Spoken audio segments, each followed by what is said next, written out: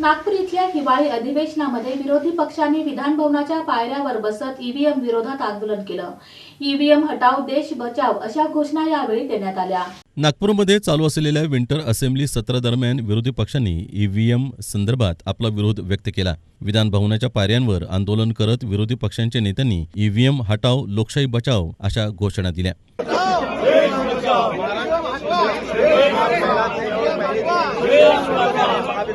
EVM हटवा, EVM हटवा, EVM हटवा, ईव्हीएम हटवा, ईव्हीएम हटवा, ईव्हीएम हटवा, ईव्हीएम हटाओ, ईव्हीएम हटाओ, ईव्हीएम हटाओ, ईव्हीएम हटवा।